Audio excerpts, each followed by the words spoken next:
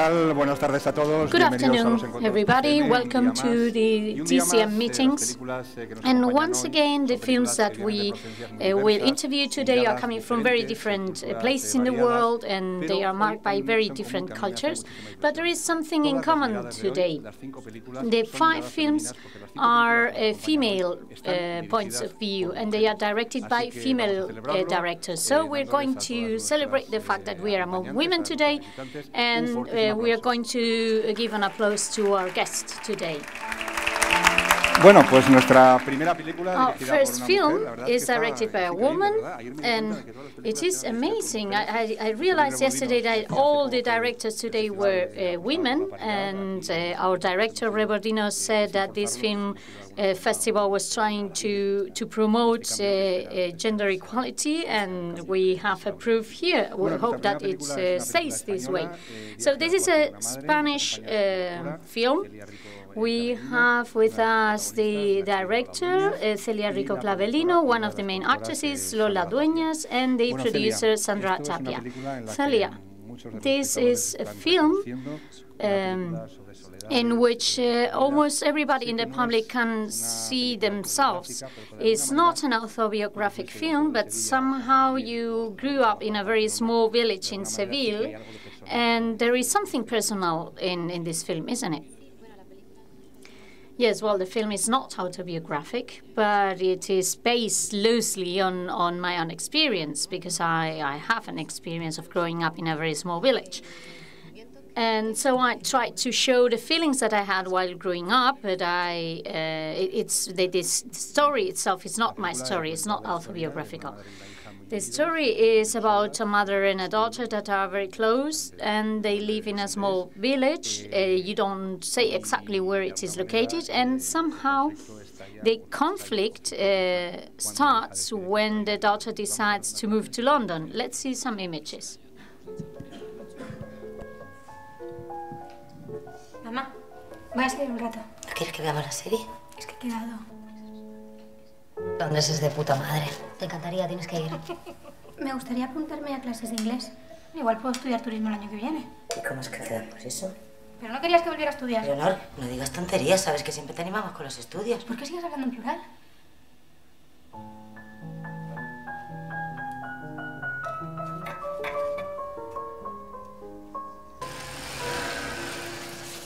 He encontrado otra manera mejor de aprender inglés. Cuidando a unos niños que son ingleses. ¿Va a ser el dinero? Unos niños que son ingleses y que están en Inglaterra, es lo que tienen los ingleses, ¿no? Digamos, es una película, Celia, una película muy contenida. Tengo la impresión de que, de alguna forma, vosotros al principio sabíais mucho más de todos los personajes y que ha habido un trabajo de reducción absolutamente para hacerla tan contenida y no explicarlo todo demasiado. ¿Cómo ha sido el proceso de creación del guión y de la historia? Pues el proceso ha sido un trabajo muy profundo por parte de Lola y por parte de Ana, de meterse, ¿no?, como en todas las emociones de esos personajes, de vivirlas de una manera muy intensa, pero luego a la hora de poner, ¿no?, las situaciones en escenas, guardárselo todo para que solo aflorara un poquito de todo eso, ¿no?, para que fuera un pequeño gesto el que desvelara toda una vida, ¿no?, todo lo que ha pasado, y es un trabajo como en 2 direcciones, ¿no?, un trabajo de llenar, y luego un trabajo de depurar. Un trabajo muy preciso, muy delicado, muy frágil, para el que se necesita mucha inteligencia y mucha sensibilidad, que, bueno, a Lola le sobra. Sí, Lola, me gustaría que ahondaras un poquito más en esto, cómo fue este proceso de, digamos, de llenado y depuración, ¿no?, después, destilación. Pues a mí, hola a todos, primero. Good afternoon, everybody. And I think this is very far away from me. This character is not very close to me. I really felt that this woman was older than me. She was a mother, she was a lot of things that I'm not. And I started to make a puzzle, because of course Celia is a very good actor's director, and she was training us all the time. And so I composed a puzzle between sewing between gaining weight because I had to be overweight, to wash my face with soap and not using any cream, not using any makeup, anything, so that all this could help me approach Asteartea. And of course, Ana de Castillo, Leonor, who's playing Leonor, helped me a lot. So you were living together in your house, at your parents' house, before starting to shoot. How was it? It was very, very funny. It was the actresses were very generous because they agreed to come to this small village before the shooting, and having such a long time to work with them was very, very good. It was very interesting, and it helped us to create a film that is about links, about relationships. So we wanted to spend some time together, not just with me, but also with my mother, with the people in the village. And so it helped us explore the context of the film. The film is in a village, in a small village. And this concept of living in a small village was very important for the film. It's like a weight that is on the film all the time. But we were not going to show it through images, but we needed to show it in another way. So it was very important to have this living together time, this time in my mother's house.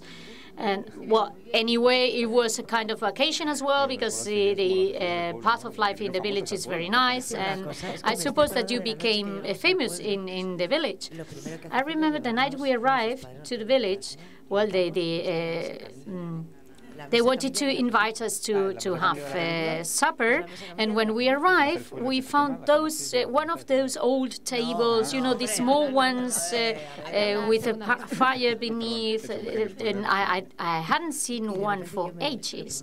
And so the first thing that I did was to sit down and cover myself with the mantelpiece, and then look at Celia's mother, and then I realized this is a film.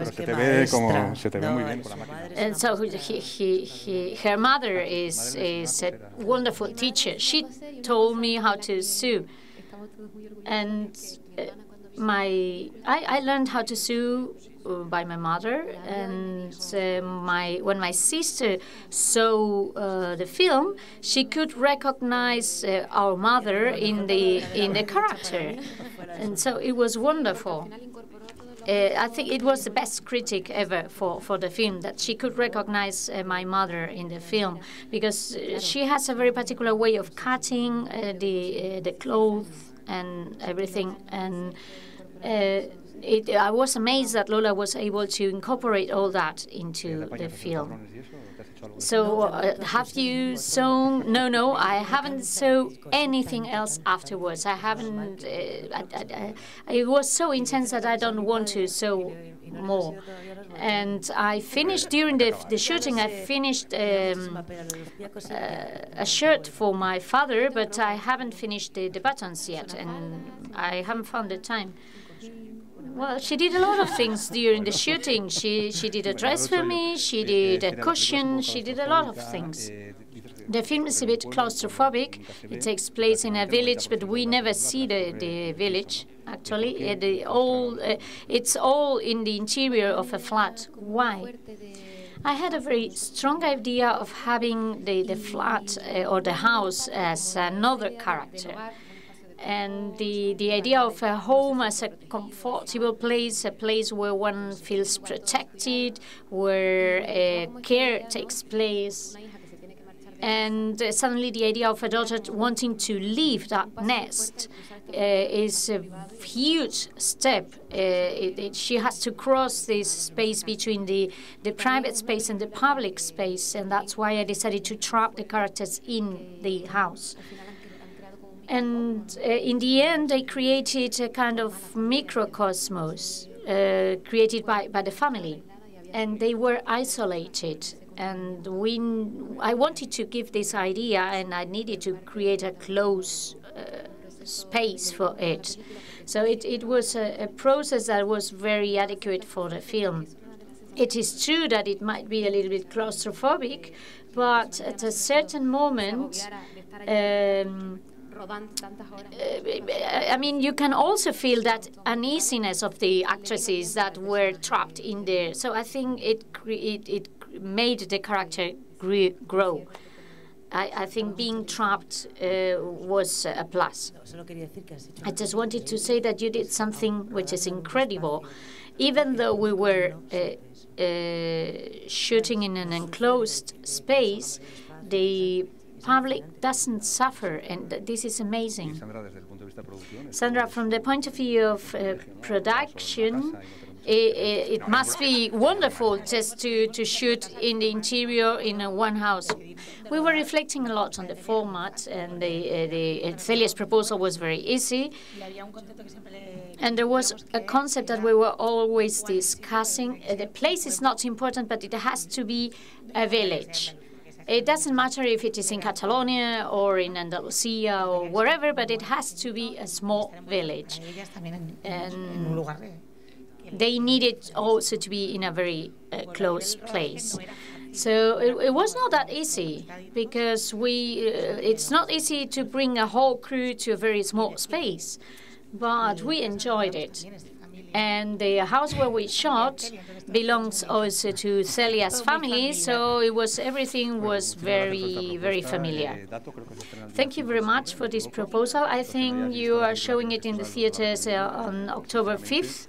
And if you don't have the opportunity to see the film during the festival, I recommend you to go to the theater and actually see it, because it's a film in which you can see yourself very easily. Thank you very much, and well, we wish you luck, and we wish you also new projects with which you can come back to San Sebastian's festival. Bueno, pues seguimos con miradas femeninas. And we continue with the female regard on the world, and we are coming to a film that is called Core of the World.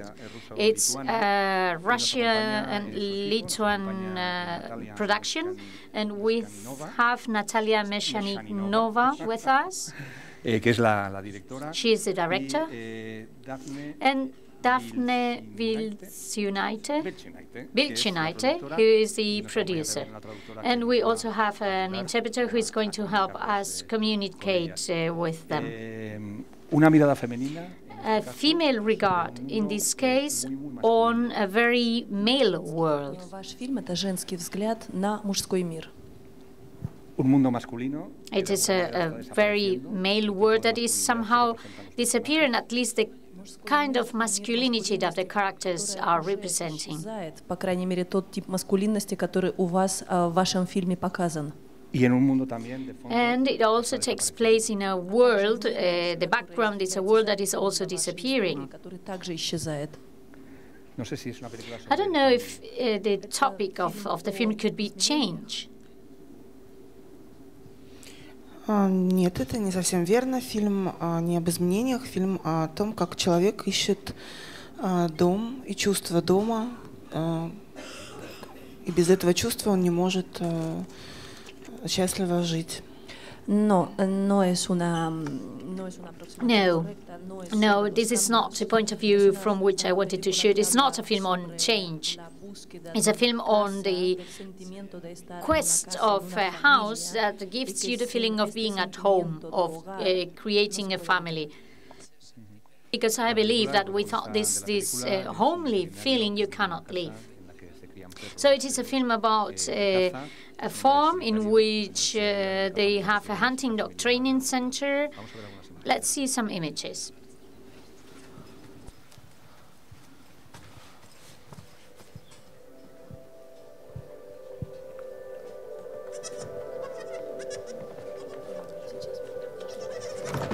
Там белку подрали, пошли бегом. Как подрали? Где она? Усыпить ее надо, Егор. Эти собаки не жить уже. Глядим. Мы тебя там ужинать ждем, пошли. Выбор же есть, Володь, всегда у человека. Каждый для себя определяет. Это же не она определяет. Ну, в смысле, это же вы за нее решаете про усыпление.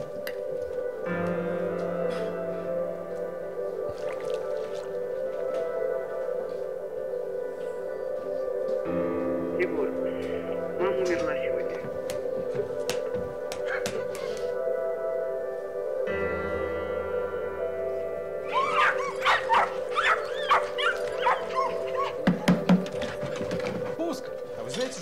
Ahí vemos las imágenes, una película que transcurre. In these images, you can see that the film is shot on open air, the opposite to the previous film. And I don't know if it is inspired in real facts or in real farms. How was the documentation phase? How did you create this universe? Полностью его съемки проходят на свежем воздухе, в отличие от фильма, о котором мы только что с вами поговорили, где практически все съемки происходят в помещении. Как проходил этап сбора документов, как вы собирали документальную базу для вашего фильма? Она основана на каком-то опыте, на личных каких-то переживаниях, на, может быть, идее о подобной ферме, где выращивают собак для охоты?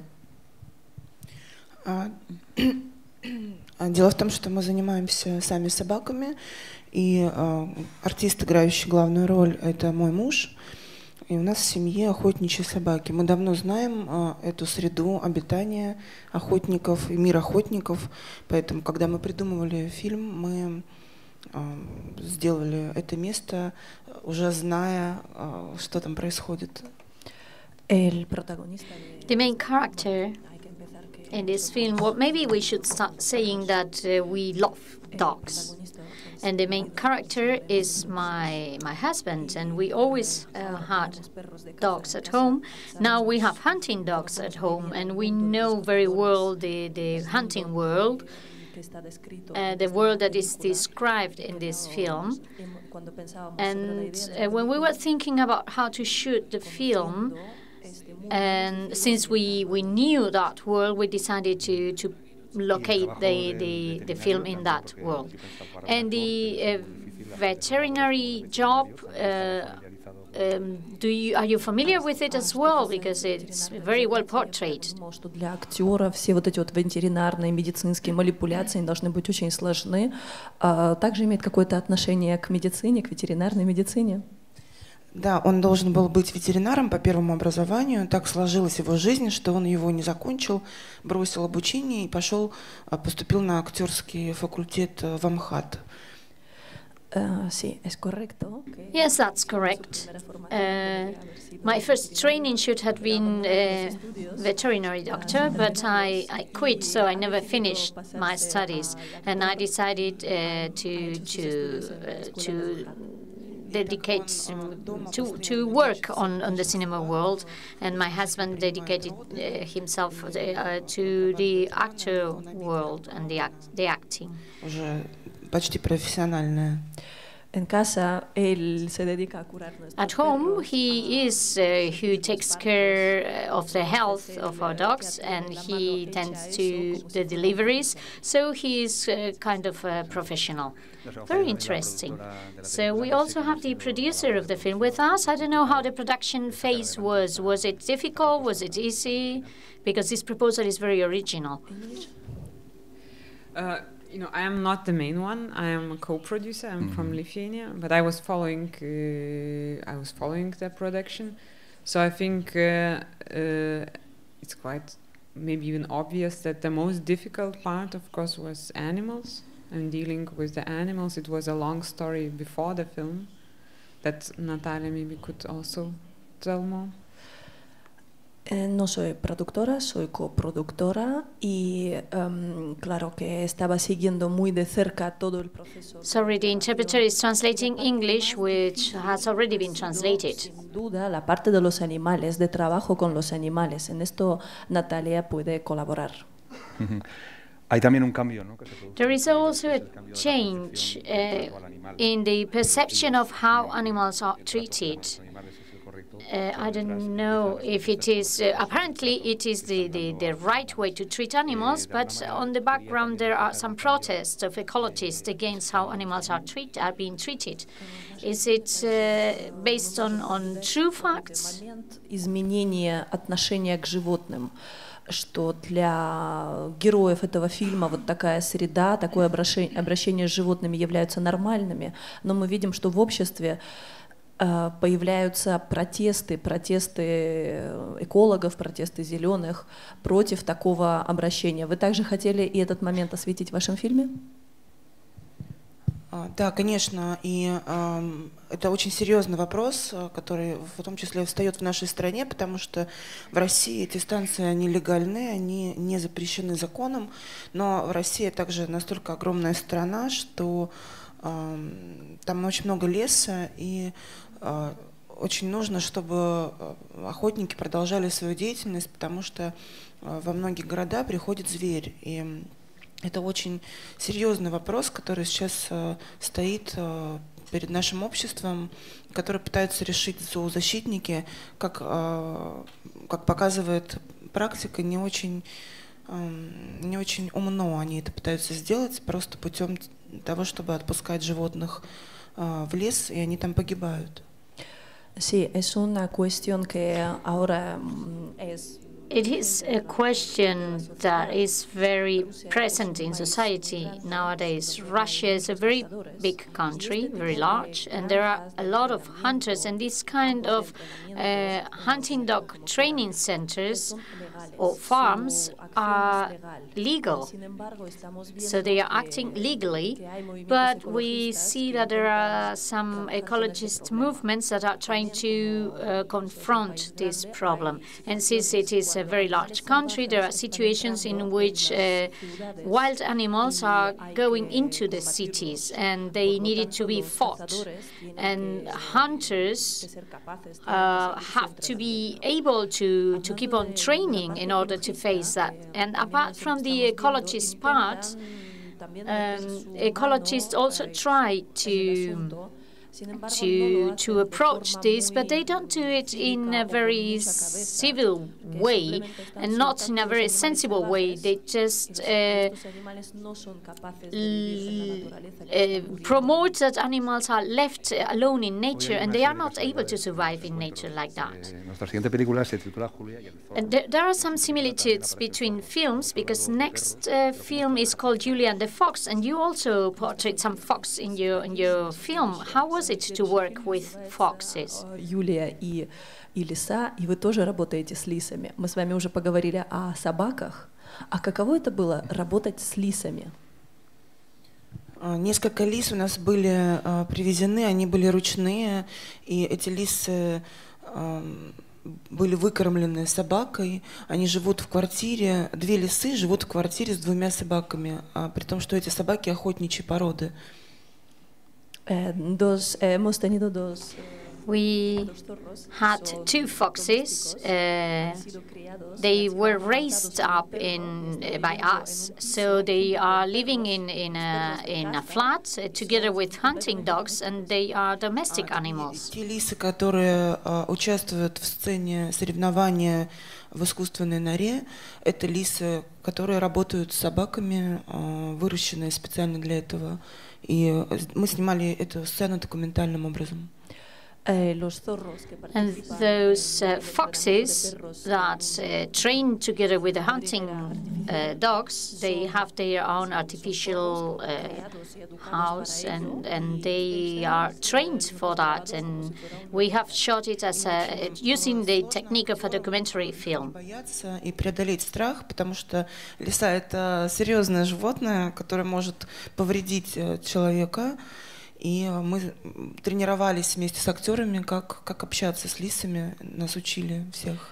And for the actors, it was very complicated, especially to overcome their fear before those animals, because a fox is a real dangerous animal. They can hurt you.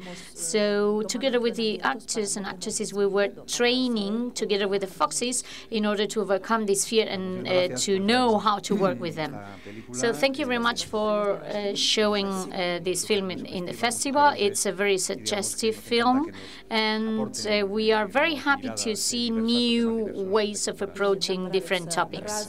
Thank you very much. Разных культур на совершенно разные темы. Muchísimas gracias. Gracias. Bueno, y como adelantábamos antes... And as we mentioned before, our third film today is called Julia and the Fox. It's an Argentinian film, and we have with us Inés María Barrio Nuevo, the director, Umbra Colombo, the main actress, and Ezequiel Salinas, the photographer. So how was it? I'm going to start with the same question. How was it to work together with foxes?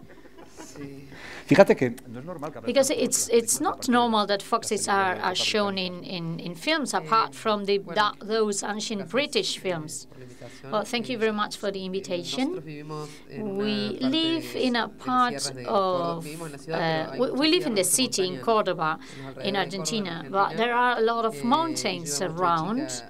And we usually, when I was a child, we used to spend the weekend at a house in the mountains. And sometimes when I was lying on bed, I could hear a strange noise. And there were, when I look out of the window, there were some foxes having a conversation. That was the noise. And they were not talking to me, they were talking to each other. And this is pretty common. There is a special type of fox that is very common in those mountains. And it is a very particular animal because it has many meanings. It means adventure. In the Chinese mythology, it's the death that comes looking for you. It belongs to a lot of short stories, the fox, the raven, and I think it's a very interesting animal. Yesterday, in the presentation of the film, you said that it could be a kind of teaching story, but without any teaching. So for those who haven't seen the film, it is the story of a mother and a daughter. The daughter is 12, 13 years old, and the mother has lost someone, and afterwards they moved into a mansion in a village of Cordoba, and they have to reconstruct their reality. Let's see some images.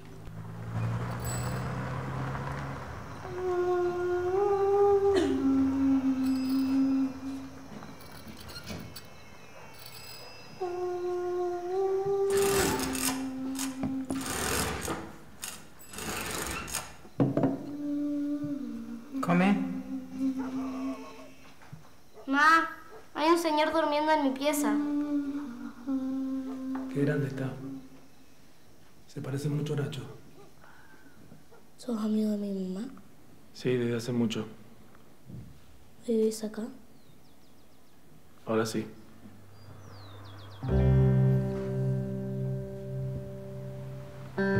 Bueno, ahí veíamos a la madre y a la hija en esa casa con otros personajes que también se van encontrando y que se van reuniendo ahí. So this is a film about a mother and a daughter who have lost the father and the husband, and at some moment in the film it's said that it is devoted to your grandmother. Is it that so? Is it so? Mi abuela. Yes, it's true. When my grandmother passed away, my mother was only 12 years old, and it was a very complicated moment for her. And my mother was sent to live with her aunt, and my mother tried to compensate, my grandmother tried to compensate what she did with her daughter with me. So I had a very close relationship with my grandmother. I have a question for both of you. I have the impression that this film is like in the first film that we presented today. It has a larger story behind that is not told in the movie. I had the impression that you have created a whole story and that you then get rid of many elements to show only a little bit. Well, the director and the whole crew, in fact, created a whole universe. And of course, every one of us put a little bit of our own story into the film. And it is easy to get identified with the story, even if the original idea came from the director. It is a story in which every one of us could find a little bit of our own story. the identity change, the loss, they are very universal topics, and we all went through moments in which we had to find out who we really were. And at a certain point in the film, there is a change in the regard on the world in Julia. Julia is an actress, and at a certain moment in the film, she plays a character, but at the same time, she's playing herself, so it's a kind of double interpretation, a double role. Yes, I don't know if Julia is playing a role. I think Julia tries to find herself again, to find out who she really is. And therefore, it was easy for me. Well, I don't know if the word is easy, but it was easy for me to get into the character of Julia, because I could recognize the questions that she poses herself, like how is it to be a good mother, and I get involved in those questions as well.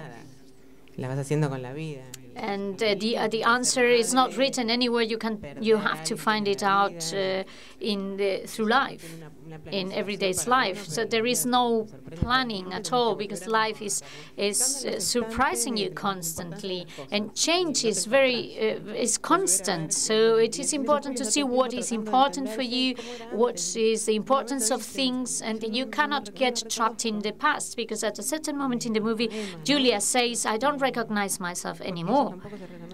And the daughter doesn't recognize herself anymore as well, because both of them are grieving. And and grieving transforms their lives and transforms their way of understanding themselves. And of course, when someone dies, a part of you dies with that person. The film portrays a lot the feelings that you are having. How was it to focus on feelings?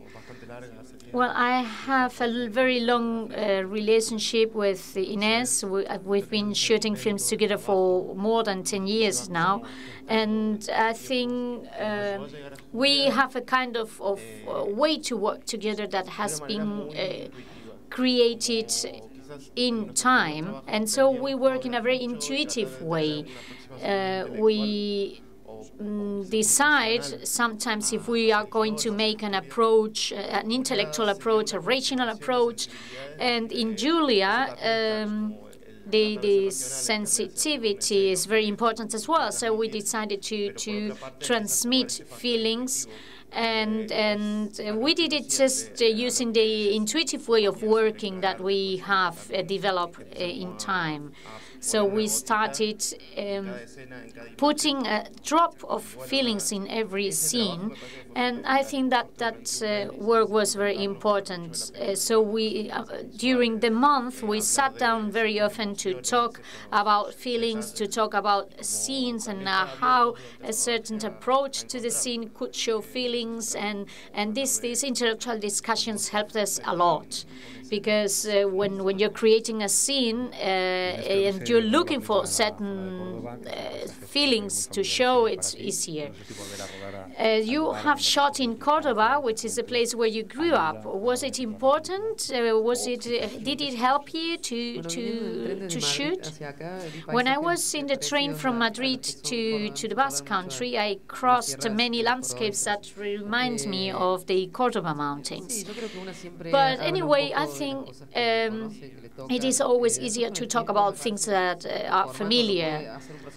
And of course, with time, you can transform yourself, and you can make a more sophisticated approach and enter a transformation process. And maybe my movies are very personal, but there is always this transformation.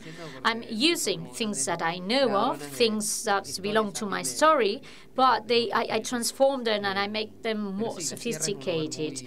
But yes, you're right. The mountains in Cordoba are very linked to me and to my childhood, and I spent many summers summers in that house we had in the mountains, so I'm very identified with the landscape. Thank you very much for this film. It is a story about grieving and about reconstructing a family till it becomes a chosen family, which are the best ones. Julia and the Fox, thank you very much for coming. Bueno, pues nos trasladamos a Navarra. And now we move to Navarra. I don't know if there are any foxes in Navarre, but there are no foxes in the film. Well, if you drive along in Navarre, you can meet foxes. You can see foxes, but we haven't shown anyone. But it's very curious. In today's films, there are a lot of animals. Yes, you're right. Well, this is a documentary film that is presented in Zabaltegui, and it's called Above 592 meters, and it talks about the construction of the Itoich Dam.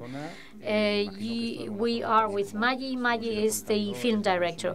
You come from this place, so I suppose it's also a very personal story for you. Yes, I was born in one of the villages that were saved because we were above the level that was going to be drawn under the dam. But I saw the transformation of the valley at our feet, and all the places, the way that I walked to go to school every day, the place where I used to go with my friends swimming, everything stayed underwater, was flooded.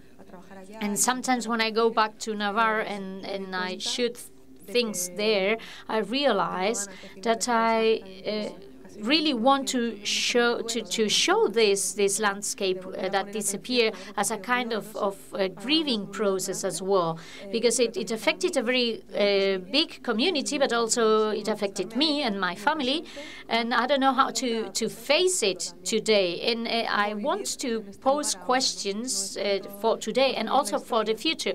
My aim is not to reconstruct story, because there are many works in which you could see the fight of the population of the villages and everything. So there are documentaries about that process, but I want to show the present. 15 years later, how is it possible to live there? Let's see some images of this documentary film about the Itoich Dam.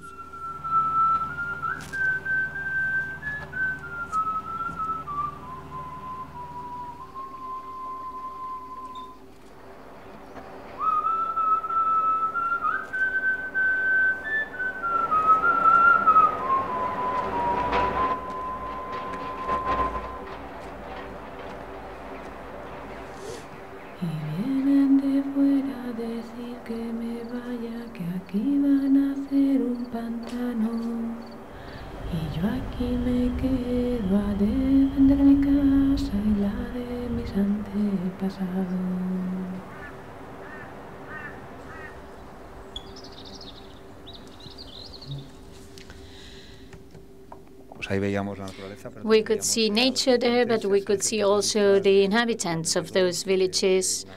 And the point of view that you show is of a cattle farmer and a forest guard. Well, at the beginning, I didn't want to portray people. I just wanted to show the landscape. But then, when I was filming the landscape, I saw animals. And then I saw that there were people taking care of those animals, like the forest guard who is taking care of the birds. And he lost his house in Itoich, but nevertheless, he has to go there every day due to his job, and he has to face that transformation in landscape every single day. And so through animals and through the landscape, and using the landscape and animals through as mediators, we approach the tragedy of having your land and your house underwater.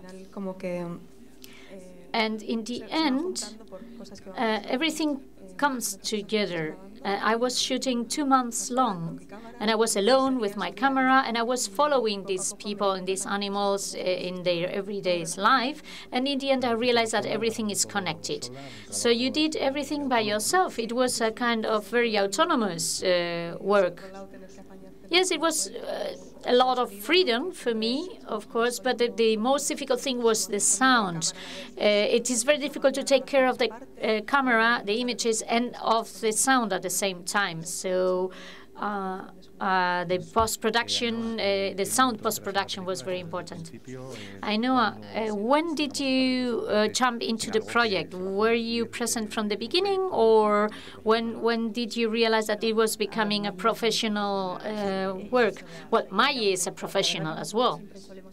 And we always start in the process at the very beginning. But in this case, we jumped in when the film was being cut, because she had finished shooting and the images were wonderful. And for us, it was like a gift. I mean, she had a very personal view and she had the ability of focusing on a very traumatic event in a different way. And so we decided to jump into the cutting phase. And our work was relatively easy because we just gave her a hand. She was in the final stage of the project. And so we were cutting, and as Maggie said, the most difficult thing was the post-production, the sound post-production, because we had to create atmospheres, and we worked with Salvador, who is very well known from L'Oreac and other films, and this is the result. I have the impression that this film is a kind of homage to that valley, and I would like to know how you see the future of that area. Well, I think something is changing, because there are many people now who want to stop being angry with that dam, because that makes us very difficult to live in that area. If you're faced with a thing that you don't want and that makes you angry, it's very difficult to stay there. Many people emigrated.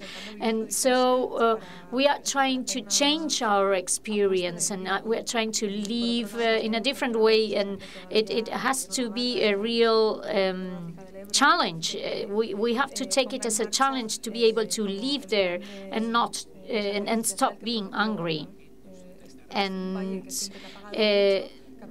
we never received a lot. We never received what was promised to us. And we have the feeling that the whole valley paid a very high price, and we contributed a lot, and we never got back what it was promised to us.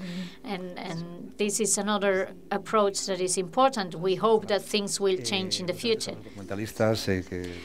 Sometimes documentary films directors have difficulty in changing a subject because they get so involved. So are you going on shooting about a Deutsch, or do you have a new project?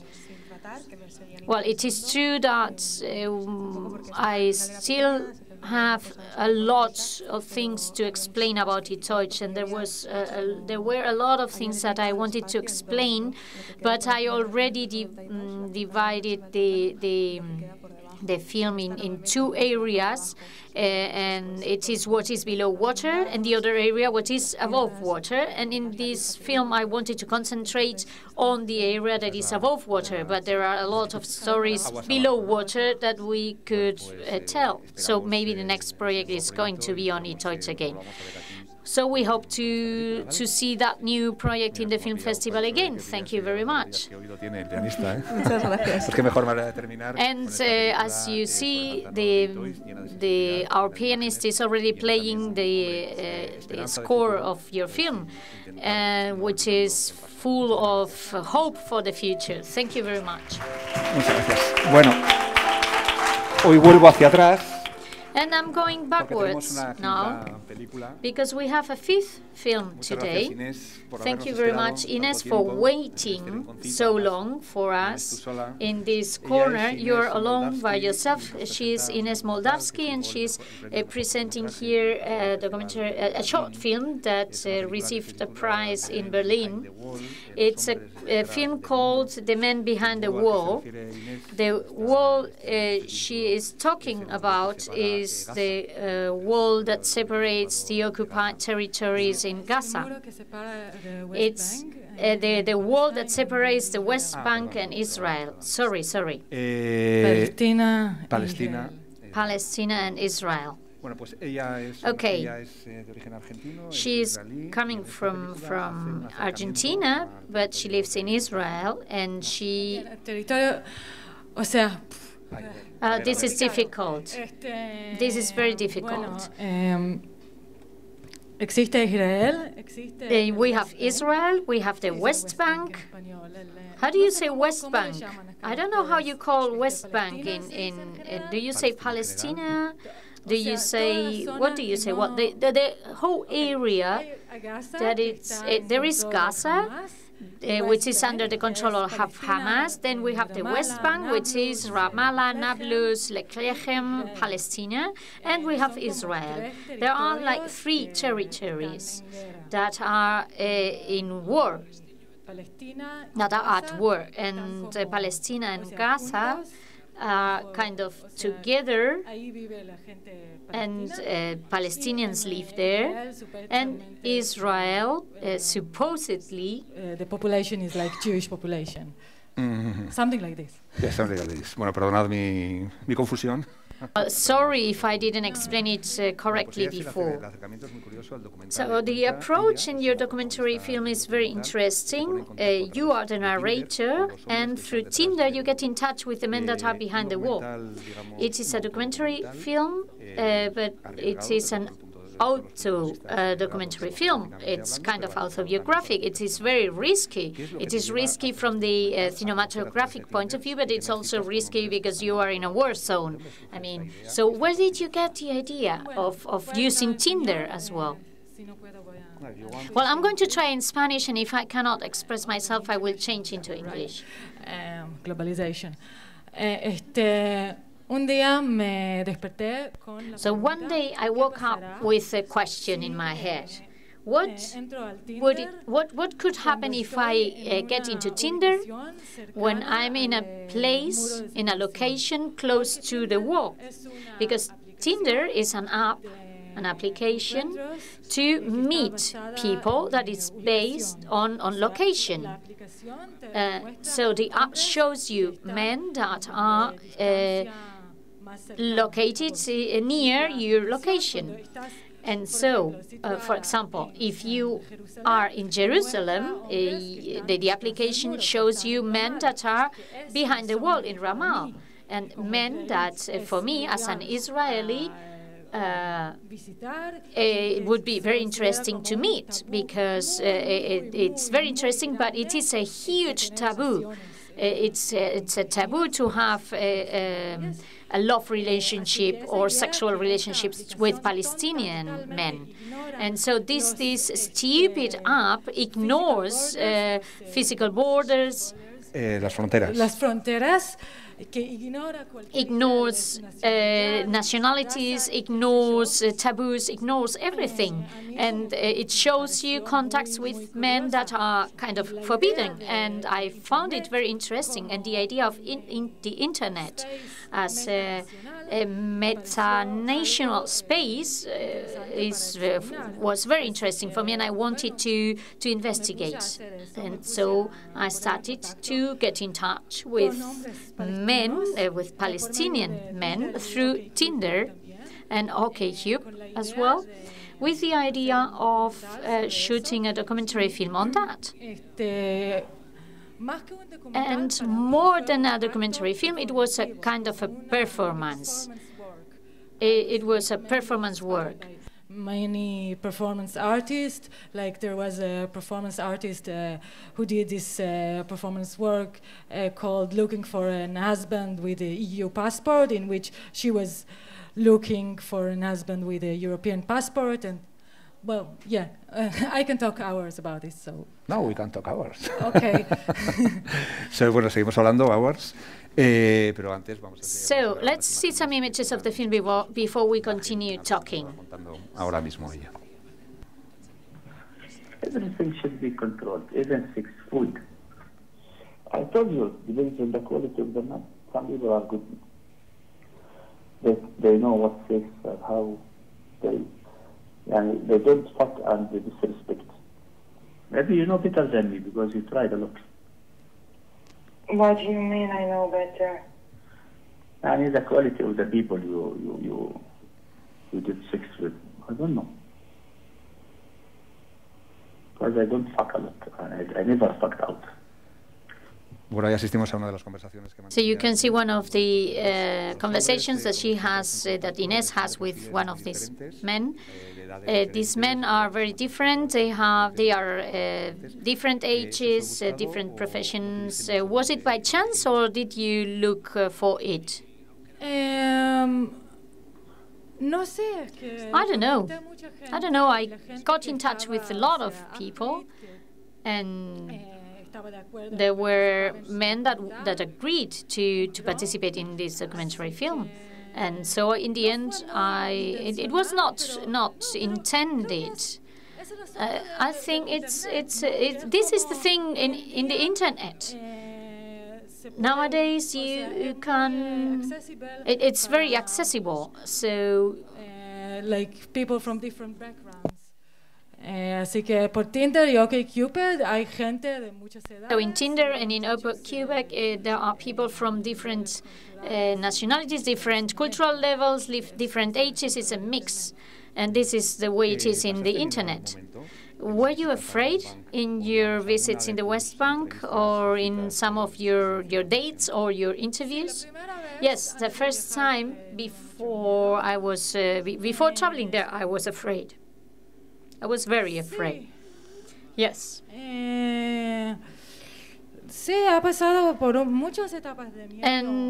I lived different stages of fear. The first time, fear of the unknown. I didn't know how it was going to be.